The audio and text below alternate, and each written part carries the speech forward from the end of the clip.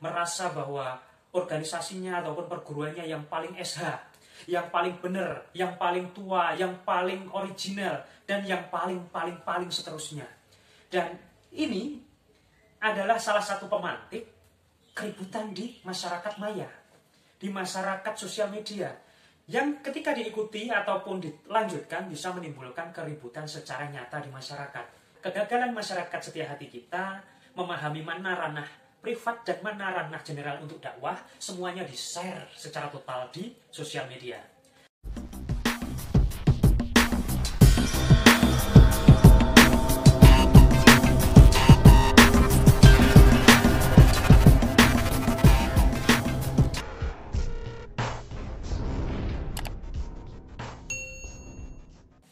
Assalamualaikum warahmatullahi wabarakatuh. Rahayu, salam sejahtera, salam kebajikan, dan semoga semua makhluk hidup berbahagia.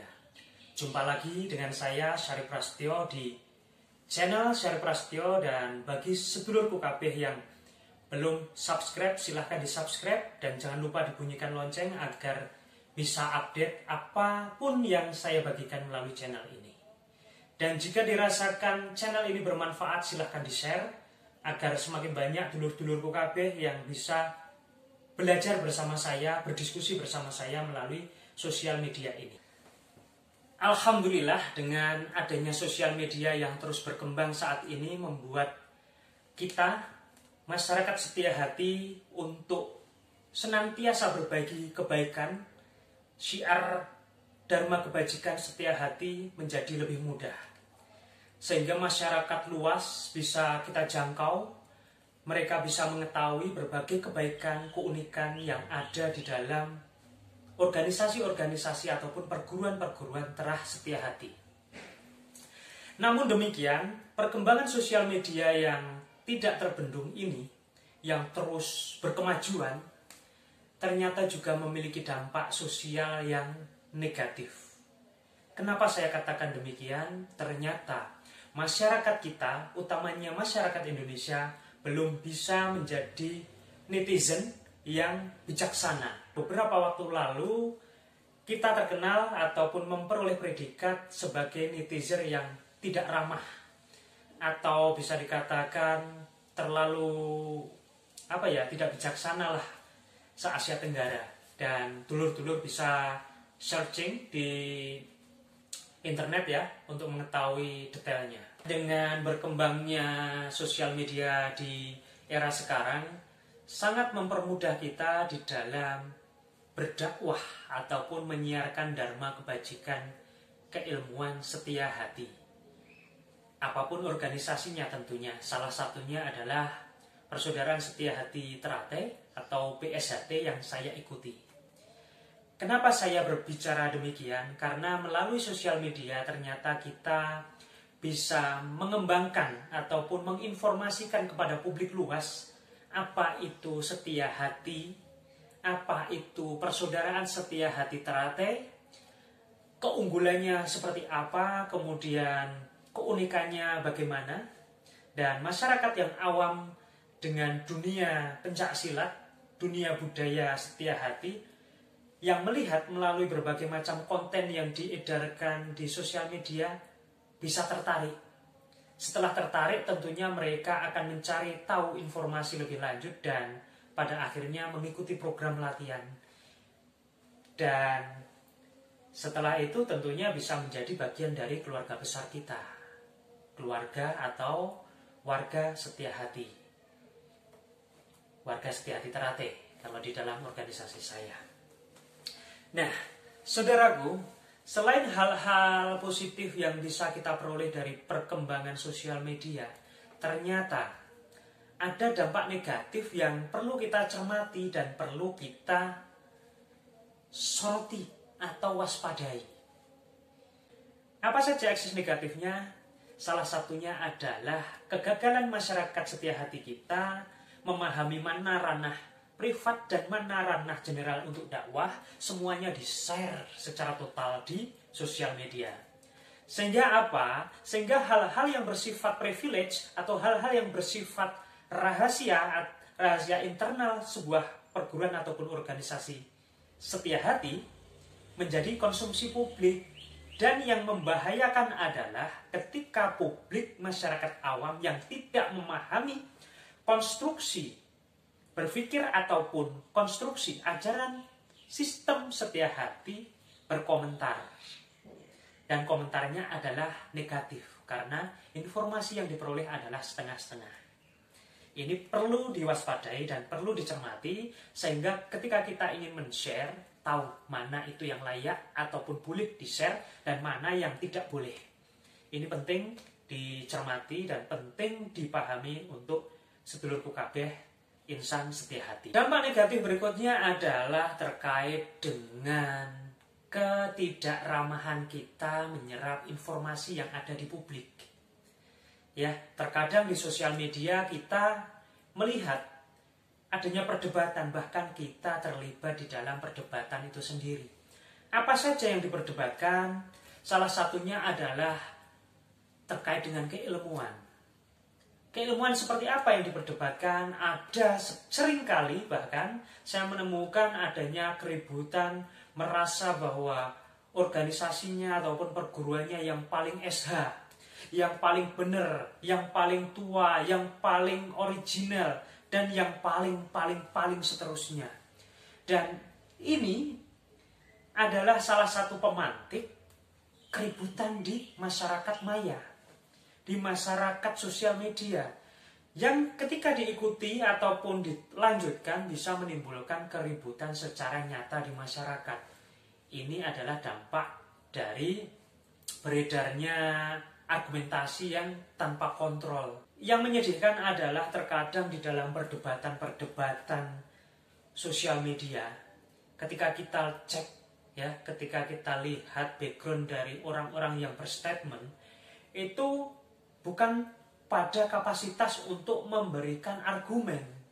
Artinya begini, banyak sekali akun-akun bodong yang berdiskusi ataupun berdebat di situ, tujuannya bukan mencari jalan tengah ataupun mencari kesimpulan yang baik, tapi justru manas-manasin. Saya tidak bisa menyalahkan ya, bisa jadi ini bukan masyarakat setia hati original, alias pihak ketiga yang memang sengaja melakukan penyamaran untuk membenturkan kita sebagai masyarakat setia hati yang berbeda-beda organisasi ataupun perguruannya. Ini tentunya harus kita cermati, tentunya harus kita telaah lebih lanjut. Apakah perdebatan atau diskusi yang ada di dalamnya perlu kita lanjutkan atau kita sudahi karena memang mubazir, buang-buang waktu dan energi kita. Toh faktanya tidak akan membuahkan hasil sama sekali. Yang ada adalah perdebatan ataupun keributan yang tidak ada pangkal maupun ujungnya. Ketika kita menemukan adanya perdebatan ataupun kontraproduktif terkait dengan hal baik yang kita share, itu adalah hal yang wajar. Kenapa saya katakan wajar? Justru saya secara pribadi akan bertanda tanya. Ketika apa yang saya bagikan tidak menimbulkan persepsi ataupun pendapat ataupun komentar dari masyarakat itu sendiri. Jangan-jangan yang saya sampaikan ini tidak ada apa-apanya sehingga tidak menarik untuk dikomentari. Atau jangan-jangan yang saya sampaikan ini tidak ada yang benar. Itu menjadi tanda tanya bagi saya secara pribadi. Namun demikian, ketika apa yang kita sampaikan ternyata memperoleh nyinyiran ataupun komentar yang kurang enak, tentu kita tidak boleh baper, mutung, kemudian marah, kemudian ngegas di dalam komentar-komentar di situ. Kita harus bijaksana. Kita harus melihat bahwa itu adalah paradigma dari masyarakat luas yang harus kita tanggapi dengan santun. Kita tidak boleh ya mengucapkan kata-kata yang kotor ataupun mengucapkan kata-kata yang tidak layak lah. Karena apa? Karena itu akan mencerminkan bagaimana kita membawa ajaran setia hati di publik luas, masyarakat luas yang akan melihat. Ya, bukan hanya internal kita secara organisasi, tapi masyarakat awam pun akan melihat Jangan sampai perdebatan-perdebatan yang kurang berfaedah ataupun menimbulkan gesekan di dunia maya bahkan di dunia nyata ini membuat masyarakat alergi, membuat masyarakat merasa malas ataupun tidak respek lagi terhadap ajaran setia hati yang selama ini berkembang ataupun dikenal masyarakat sebagai ajaran adiluhung, karena kita konsisten mengembangkan kebudayaan pencaksilat dengan ajaran luhur setia hati yang diturunkan oleh Yang Suro melalui murid-muridnya, salah satunya melalui Ki Hajar Harjo Utomo di organisasi saya, Persaudaraan Setia Hati Teratai. Nah, dulur-dulurku, ketika dulurku semua memperoleh argumen-argumen yang kurang etis tadi, ya, ada hal-hal yang perlu dulurku maklumi. Pertama, dulurku harus mengetahui background dari saudara kita atau masyarakat yang mengomentari kita. Ya, jangan-jangan memang bukan kapasitasnya untuk berkomentar ataupun berdiskusi. Ya, misalnya begini, ketika saya berbicara ilmu lingkungan, kemudian ada masyarakat ataupun netizen dengan latar belakang farmasi ataupun kedokteran berkomentar terkait dengan analisa dampak lingkungan. Ya, kira-kira nyambung tidak? Ya, tentu akan ada hal yang nyambung karena memang yang komentar itu mungkin membaca. Tapi untuk masalah-masalah teknis dan masalah-masalah teoritis yang mendetail, tentunya netizen yang berlatar belakang farmasi ataupun kedokteran ini tidak akan pernah bisa memahami secara detail sesuai dengan kapasitas keilmuan kita. Artinya apa? Kita layak menanggapi ya diskusi ataupun saling bertukar kawruh melalui sosial media ketika memang spektrumnya itu setara atau sekufu lah bahasanya. Bukan berarti kita menghindari pertanyaan-pertanyaan dari saudara-saudara kita yang memang belum memahami. Kita berhak dan kita bertanggung jawab untuk memberikan penjelasan secara bijaksana. Berikutnya terkait dengan materi kita yang dikomentari.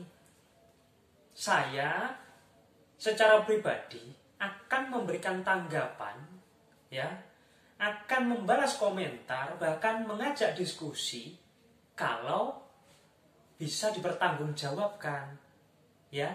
Jadi saya akan menanggapi diskusi dengan data.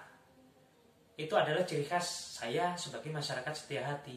Karena apa? Masyarakat setia hati itu dilarang keras menyampaikan hal-hal tanpa adanya dasar, menyampaikan materi tanpa adanya ilmu. Ya, jangan sampai kita seperti tong yang ketika dipukul keras, oh ternyata kosong. Ya, itu sangat perlu.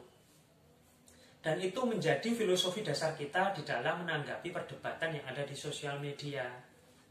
Dengan berbagai latar belakang keilmuan, kemudian pendidikan, sosial, kemasyarakatan, masyarakat setia hati yang begitu kompleks, kita sebagai netizen ataupun sebagai orang yang aktif di dunia media sosial harus lebih bijaksana.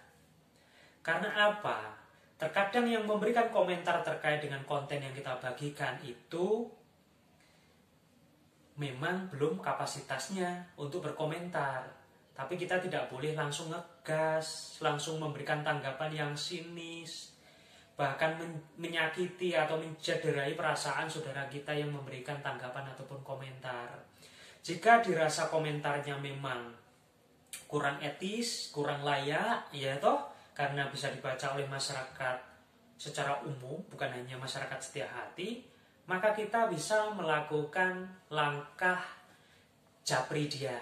Ya, kalau lewat Facebook misalnya kita inbox, kalau Instagram bisa kita DM, ya, atau mungkin bisa kita tukar kontak WhatsApp, SMS ya, bisa juga kita telepon, kita berdiskusi, kita berikan pemahaman, ya, kita temukan titik temu yang baik. Jangan sampai kita menyakiti saudara kita melalui sosial media. Karena apa? Karena kita tadi sudah tahu bahwa latar belakang masyarakat setia hati itu kompleks. Bahkan di lambang persaudaraan setia hati Teratai yang saya ikuti dan kembangkan, itu jelas di situ ada teratai, ya, bunga teratai sebagai simbol kami. Ada yang mekar sempurna, ada yang mekarnya baru setengah, tapi ada yang kuncup. Ini adalah perlambang bahwa keanekaragaman atau kompleksitas masyarakat setia hati Teratai itu memiliki latar belakang yang berbeda-beda, latar belakang secara sosial, secara ekonomi, secara pendidikan, ya, bahkan yang lebih ekstrim adalah secara IQ, nalar, dan lain-lainnya itu jelas berbeda. Namun kami memiliki kesepakatan bersama adalah dalam bingkai persaudaraan. Ya, persaudaraan setia hati Teratai itu saling melengkapi, saling mengisi. Sedulurku kabeh, ketika menemukan perdebatan yang memang tidak berimbang, kemudian justru menjatuhkan wibawa ataupun yang menimbulkan persepsi negatif publik secara luas, seperti yang saya sampaikan tadi, bisa dihindari ataupun bisa dijabri, bisa di telepon, bisa di WA, berdiskusilah dengan bijaksana. Nah, dulur-dulurku kabeh, mungkin sampai di sini apa yang saya sampaikan terkait dengan menyikapi sosial media sebagai media dakwah kita. Ya, tentunya kita harus pahami bahwa sosial media selain memiliki dampak positif karena kita bisa berbagi hal-hal baik, bisa menginformasikan hal-hal yang bermanfaat bagi khalayak luas, tapi tentunya juga memiliki dampak negatif yang harus kita cermati dan kita evaluasi bersama dan kita minimalisir.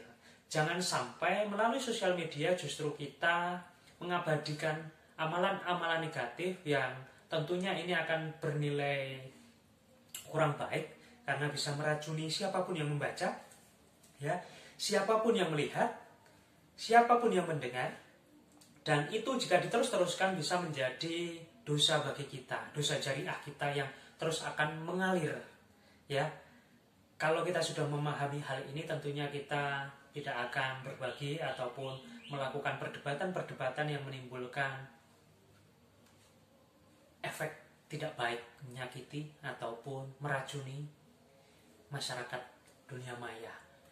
Ya, akhir kata, apabila yang saya sampaikan tidak berkenan di hati sedulurku kabeh, saya minta maaf sedalam-dalamnya. Dan akhir kata, wassalamualaikum warahmatullahi wabarakatuh. Rahayu.